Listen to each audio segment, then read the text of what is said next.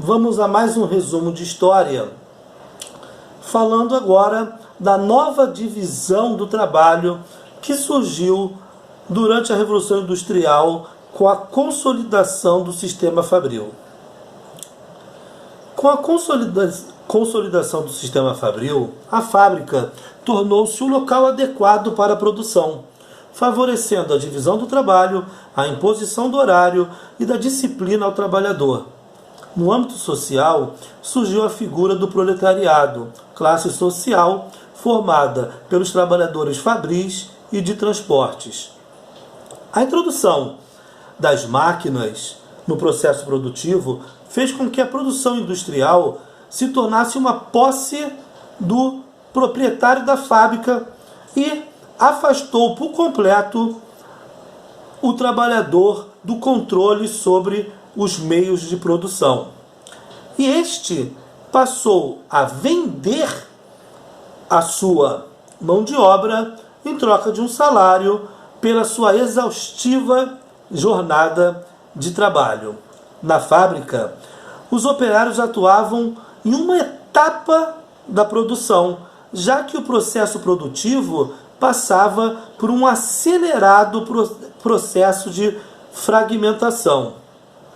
No contexto fabril, essa nova divisão do trabalho, ela mostrou-se mais produtiva e capaz de atender ao aumento do consumo. Na Inglaterra, a produção fabril se concentrava nas cidades, como por exemplo Manchester e Liverpool, com a utilização das fiandeiras hidráulicas, mantendo um ritmo de trabalho diário e ininterrupto.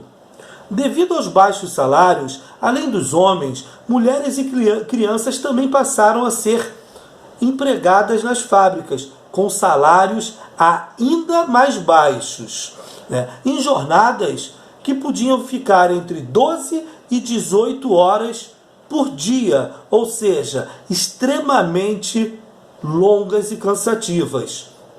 Somente em meados do século XIX apareceram regulamentações sobre a jornada de trabalho, que foram limitadas a 10 horas por dia. Criou-se uma regulamentação que estipulou o sábado a partir das 2 horas como o encerramento das atividades produtivas e criou-se o domingo como um dia de descanso semanal.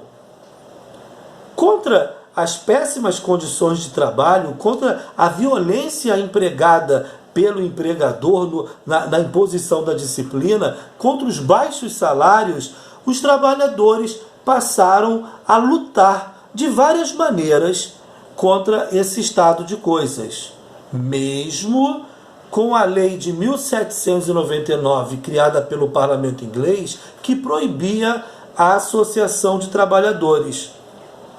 Os trabalhadores, liderados por William Ned Luddy, organizaram um movimento chamado Movimento Ludista.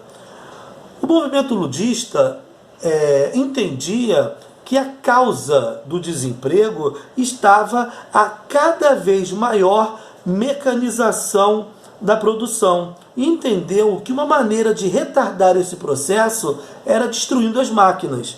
Por isso, esse movimento invadia as fábricas e quebrava essas máquinas. O parlamento e a burguesia inglesa reagiram fortemente a esse movimento, com o endurecimento das leis e das punições a quem fosse pego quebrando máquinas, e esse movimento perdeu força.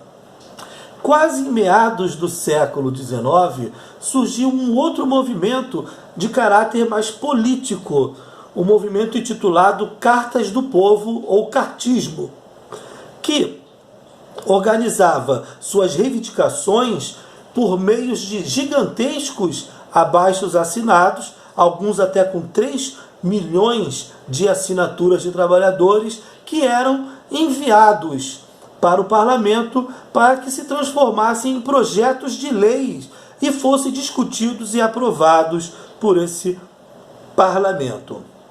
O surgimento dos sindicatos das chamadas trade unions se deu um pouco depois disso.